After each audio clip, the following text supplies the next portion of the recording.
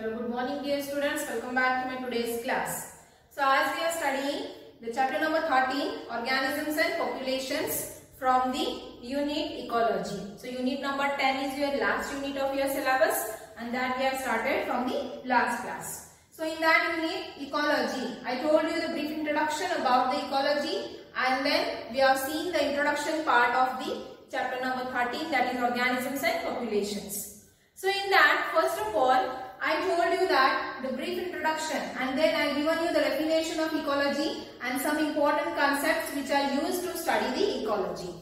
So before going to start the next point of this chapter, briefly I will revise the points which I have covered in the previous class. First we have seen the definition of ecology. What is meant by ecology? Ecology means, here this is the word which came from the two Greek words, oikos and logos. Oikos means home and logos means to study. So in a common language, the definition of ecology is what? In the ecology we have to study about the interaction among the living organisms and the interaction between the living organism and their environment. So wherever the organism is living, they can be interact with the other organisms, they can be depend on the other organisms and then they can be interact to their surroundings. Means whatever the surroundings is there, that is they can be interact. So first of all, usually the ecology is based on the two factors I told you. One is the abiotic and another one is the biotic. What is meant by abiotic? Abiotic means all the non-living contents and biotic means living. So in abiotic, non-living means what will come? Surroundings, that is environment. In that what the abiotic factors are there? Like water, temperature, soil, gases are there. Many more abiotic factors are there. And the biotic factors means we can see all the living organisms comes under the biotic factor. They may be the microorganisms, they may be the higher organisms, the plants also will come, animals will come, humans will come. So these all were the living organisms, that are the biotic factors. So we have seen some of the definitions, like what is the definition of environment, and next one is we have seen the definition of community, population, then ecosystem, and then next we have seen the biomes and the niches. Okay, so biomes and niches. So niche means what? It is the place where the organisms can live and it can be interact with its ecosystem. Then next we have seen the biomes. So biome means what? It is a naturally found biotic community of fauna and the flora is called as the biome. Some of the important examples means biomes of the India we have seen in the last class. So next one is, briefly I told you in the last class about the abiotic factors. Important abiotic factors. Many more abiotic factors are there, but out of that, which are the very important that we have to discuss in this chapter. I told you the four names of the abiotic factors, which are the major abiotic factors.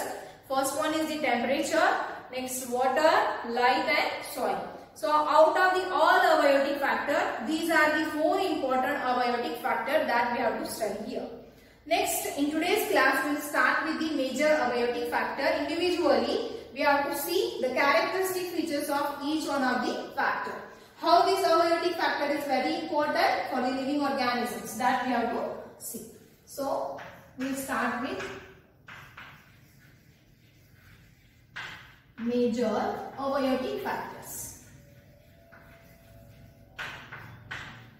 Abiotic factors.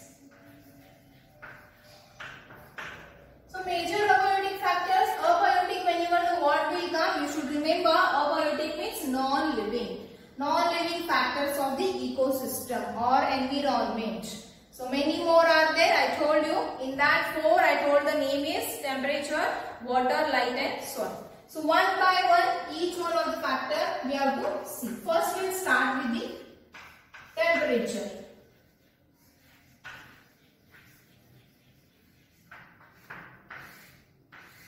Okay, so what is the first characteristic feature of the temperature?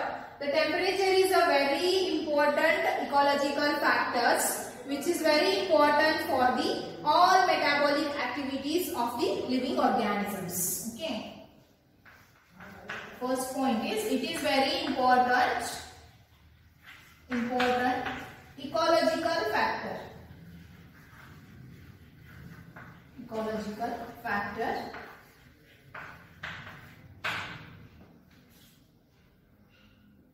affects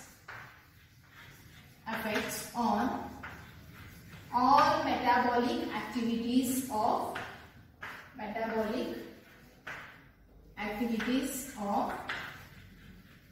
living organisms.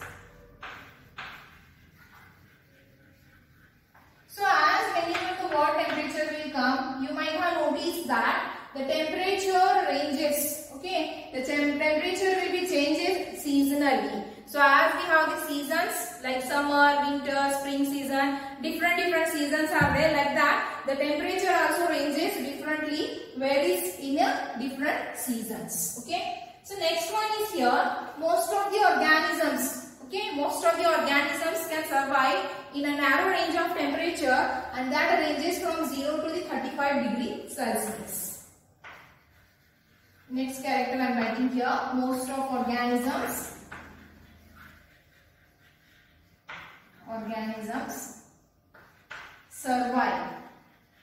survive in a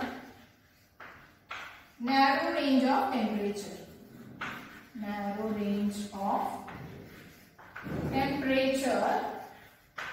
That is from 0 degree to the 35 degree Celsius. So this is a narrow range of temperature. So you can see in the polar regions, wherever the polar regions are there, at that region the temperature can be in the minus, that will be sub-zero level, and here the 35 degree, 0 to 35.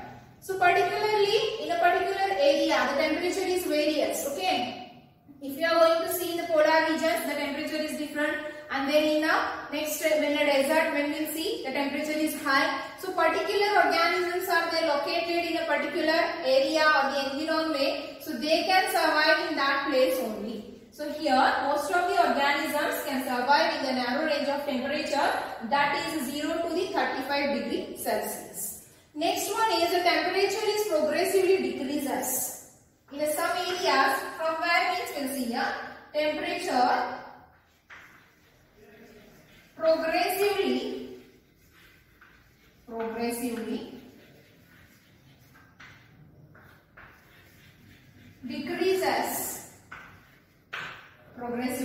decreases from equator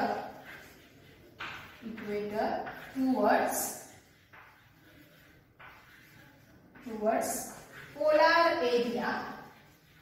polar area and from plains to mountains.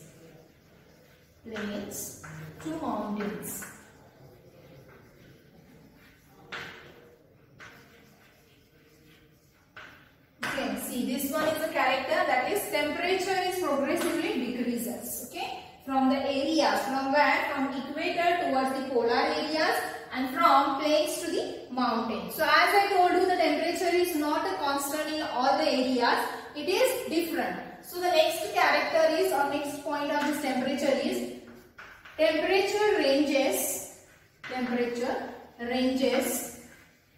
sub-zero in polar areas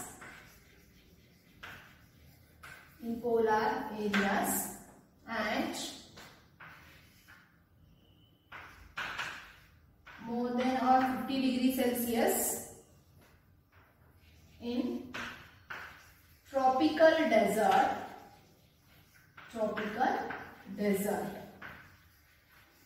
in summer season. Okay.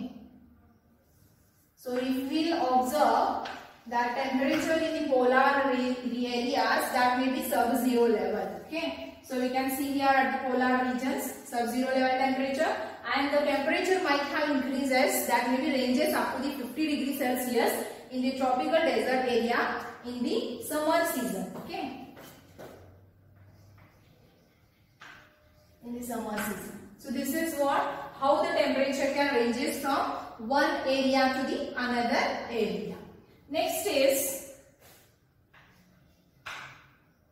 so the next habitat we have to see, the organisms have the different habitats. So from in the deep sea we can see here, and in the hydrothermal vents, we can see the temperature ranges up to the 100 degrees Celsius.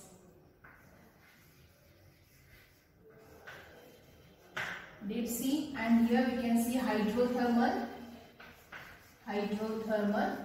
vents.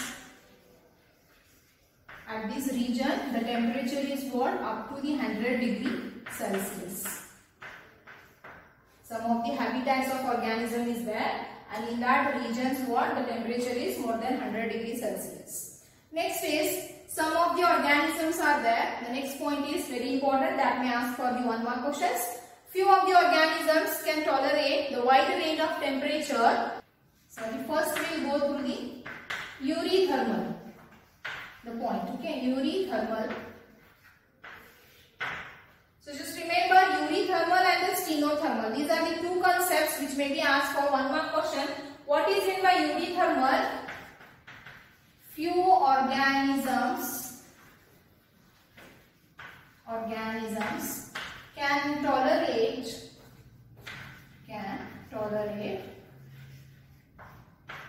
wide range of temperature. And such organisms are called as the eurythermal organisms. Okay.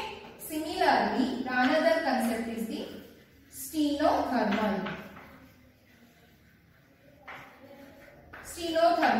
So it is what? Most of organisms can tolerate narrow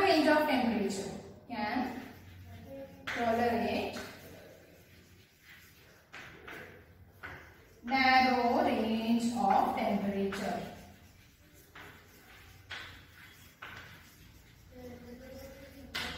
Okay, so see the two concepts, eurythermal and stenothermal. It may be asked for 1 mark definition. That is, what is eurythermal? Then you have to write the few of organisms can be tolerate wide range of temperature, and such organisms are called as the eurythermal organisms. Next one is the stenothermal. Stenothermal means most of the organisms can tolerate the narrow range of temperature, and such organisms are called as the stenothermal organism.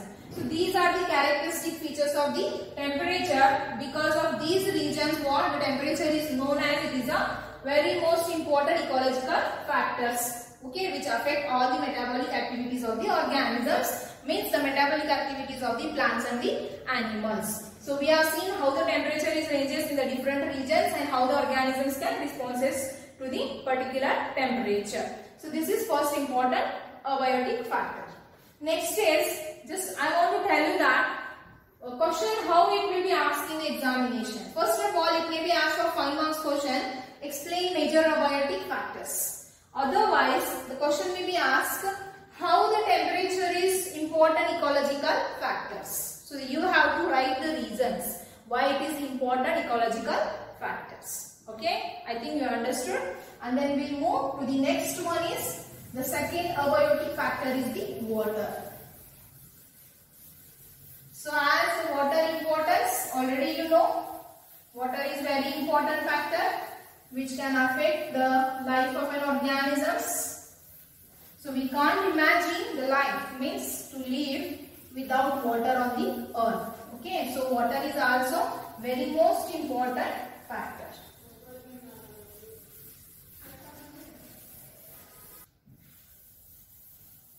Now we'll see the second abiotic factors. Second major abiotic factor is the water.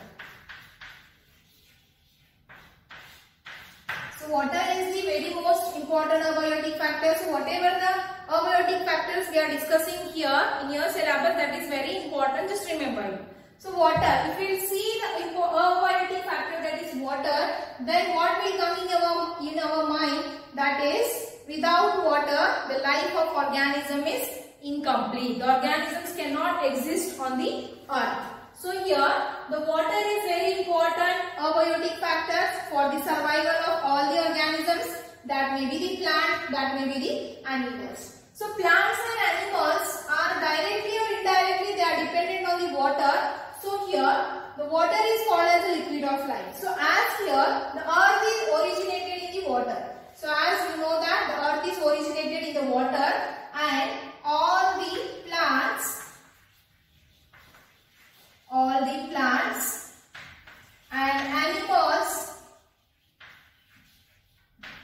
all the plants and animals directly and indirectly, directly or indirectly depend on water.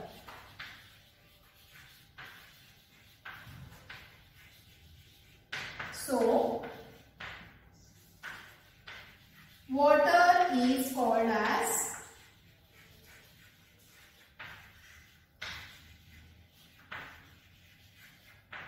liquid of life. Liquid of life. So, all the plants and animals are directly or indirectly dependent on water for the survival. So, the water is known as the liquid of life. So, just remember that the earth is also originated from the water. Next one is in plants, the development and in plants, development and differentiation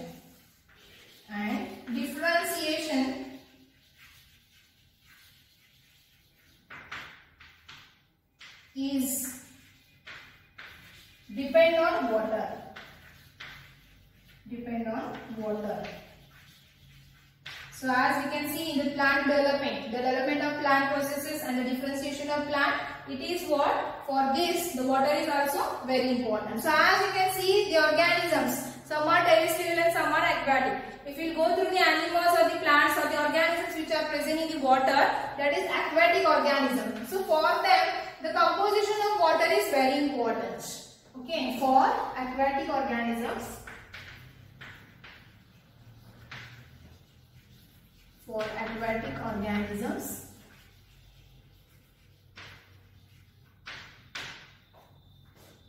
Composition of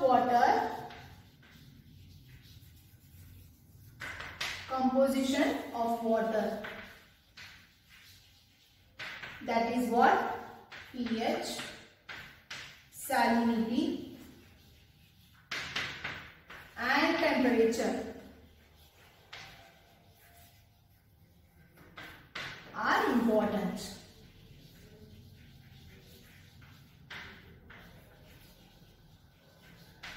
Okay, so composition of water in the aquatic or for the aquatic organisms, so that is what? The pH. So as I told you, the temperature is ranges in the seasonally in the different regions. Similarly here, the concentration and the composition of the water is also different in the different types of waters. Like fresh water is there, marine water is there. So what is the composition of water is there? That is pH. The pH level is different.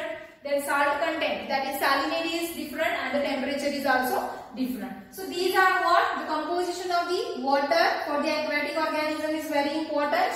And next one, if you see the salinity content, salt content, okay, salinity of water ranges different in the different waters. Salinity ranges in inland water.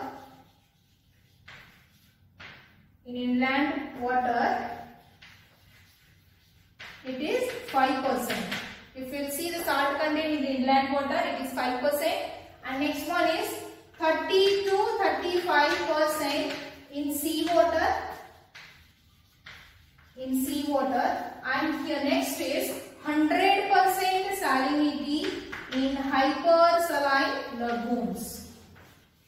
So this can define the composition of soil is the different. Okay, so pH level and the salinity of the water is different in the different regions. So you can see here the salt content in the water, that is inland water is the 5% and in the sea water it is a 30 to 35% and 100% in a hypersaline lagoons. So based on the salinity or the composition of water, the aquatic organisms can responses to the different contents of the salt. Based on that, we can observe the two different types of the organisms. In that, first one is the euryhaline. So as we have seen, eurythermal. Similarly here, euryhaline. So euryhaline means organisms can tolerate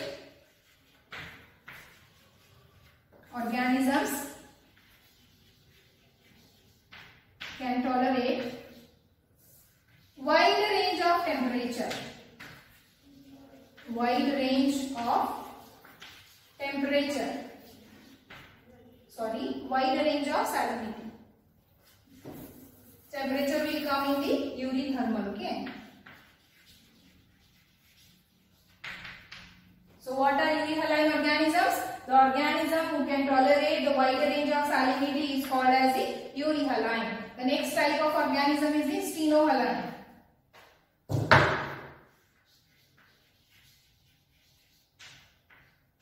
So what is stenohaline? Organisms can tolerate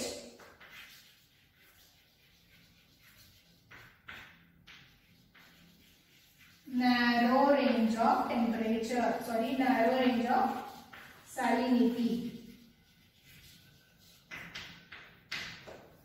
You just remember these are the important points from this water. It will be asked for 1 marks question. So how I told you, the stenothermal and the eurythermal, that is concerned with the temperature. Similarly here, these are euryhaline and stenohaline in concern with the salt contained in the aquatic, in water, aquatic organisms. So organisms which can tolerate the wide range of salinity is called as a euryhaline. The organisms who can tolerate the narrow range of salinity is called as a stenohaline. So these are the important characteristic features or the important points regarding the water. So based on that, we can see here the water is most essential and important abiotic factors.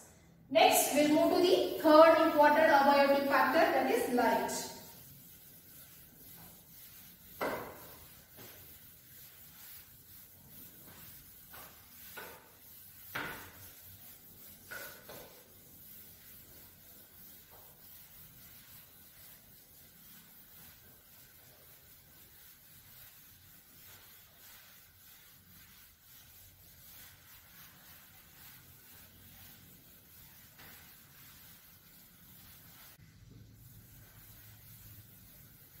Third one is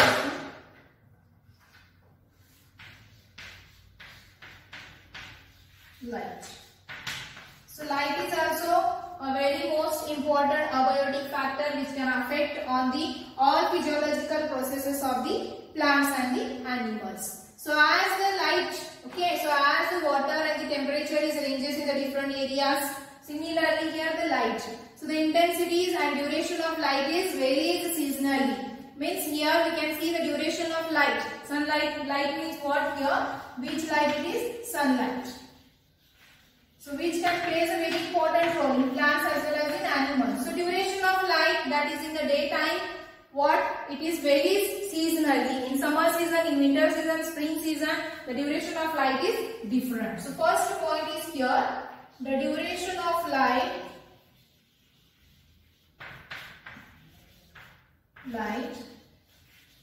in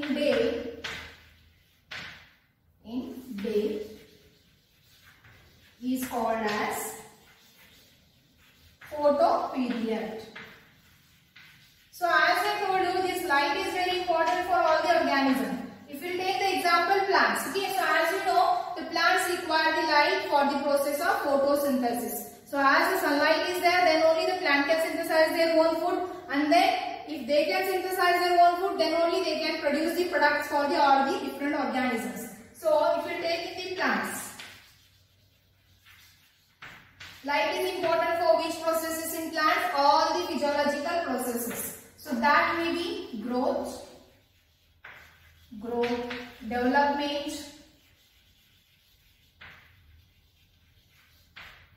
development, differentiation.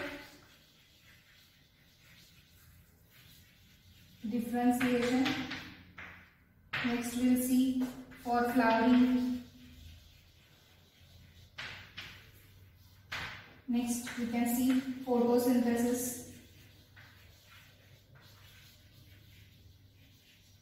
So see, the physiological process means growth. So to start growth, to grow the plant, light is required. Then the development of plants, and then here the differentiation process in the plants. In that also the light is very important. Next one is the flowering. So as you know that whenever the plant reaches to the certain stage of life, the flowering can be start. So at that time, the plants can respond to the different periods of light or the intensities of light. They can show the responses towards the light for the flowering. So that we have studied already in first year, that is growth and development chapter. In that we have seen the photoperiodism. That is nothing but what? The response of plants towards the light. And then very most important process, that is photosynthesis. So without light, the photosynthesis process is incomplete. So these are the physiological processes in which the light is very most important. And here the productivity of plant is also depend on the light. Productivity is also very most important part of plants, and it is depend on the light. Next one is, if we'll see in the animals, okay, some animals are diurnal. Some animals are diurnal. Diurnal in the sense active during day.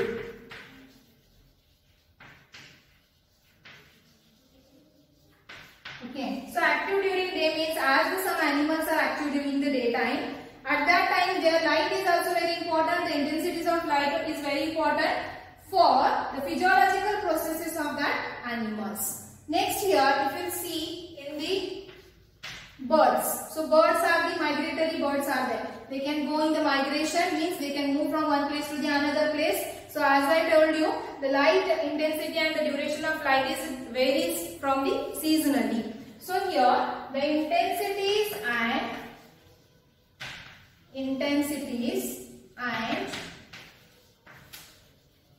duration of light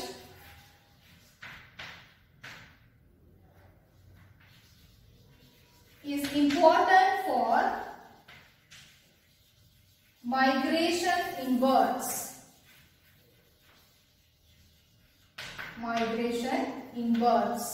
Especially the birds can move from one place to another place. By seasonally, they changes their habitat from one place to the another place. So for the migration of birds, the light intensities and duration of light is very important. So if you see in the animal, the light is very important for which processes? So for example, some processes means the development. Next we can see also the reproduction. Overall for all metabolic activities, or we can see metabolism. For all metabolism, the sunlight is necessary. So based on these all the important characters or the points, the light is very important factor for the physiological processes in the living organisms. And next is we have to see the last abiotic factor which is mentioned in your syllabus, that is soil.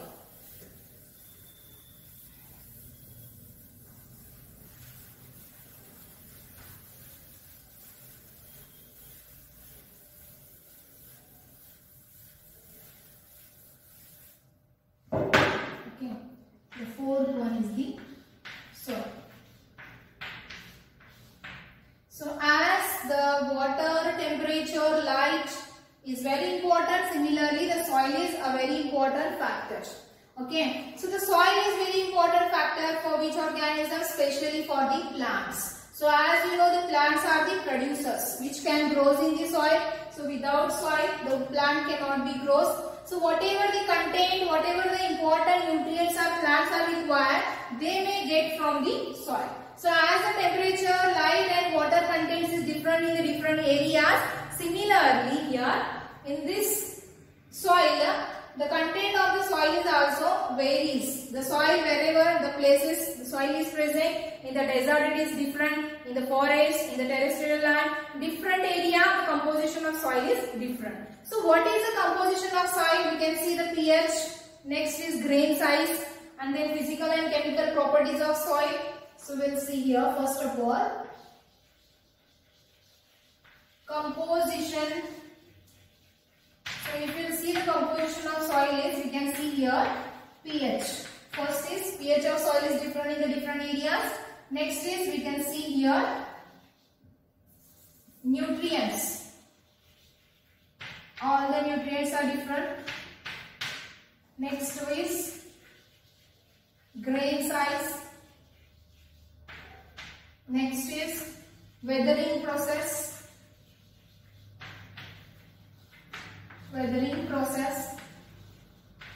And water holding capacity of soil.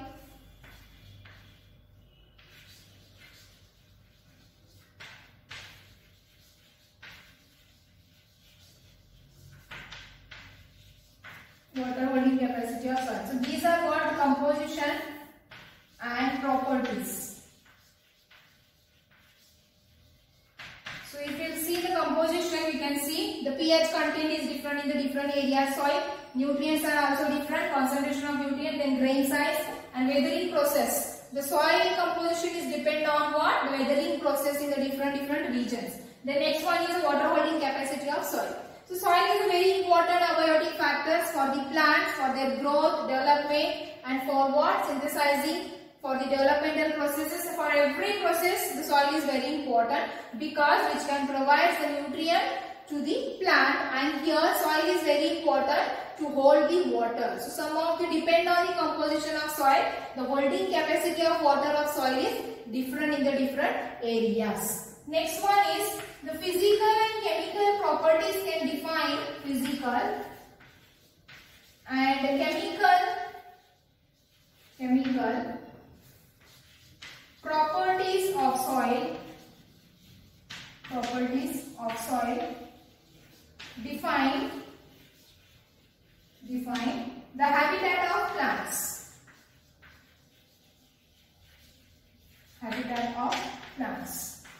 It means, as I told you, the soil composition is different in the different areas. Okay. If you see the desert region, the soil content is different. In the forest region, the soil content is different. So that can, the chemical and physical properties of the soil can define the habitat of plants. Means particular plants, what the amount of nutrient concentration they are required, they can grow in a particular habitat. Okay. If the example, some plants can grow in the desert, means they can grow only in the desert region. Okay. They cannot grow in the rainy forest. And the plants which can observe in the rainy forest or tropical forest, that cannot grow in the desert region. So here, this is the growth of plant is also depend on what? The concentration and composition and the properties of soil in the different regions. So these are the four important abiotic factors that we have studied in today's class. That is temperature, water, soil and the light. These are four important. In examination, the question may be asked for 5 marks. Explain major abiotic factors, then you have to explain this all the fours. Or it may be asked what? Based on one factors, light and note on soil, how the light is important, abiotic factor of the organisms. Like this the question may be asked. I think you understood. These are the important factors. Next is, the next point of the chapter is the responses towards the abiotic factors. So as you know that in the ecology, we are studying about interaction of the organisms and the abiotic components. So in the environment, abiotic components are there that we are studying here, and then biotic means all the living organisms. In the next point, we have to see all the living organisms, that is biotic organisms, how they are responding towards the abiotic factor, that we have to study in the next point of this chapter. So that we will study in the next class. Until that, stay home, stay safe. Thank you.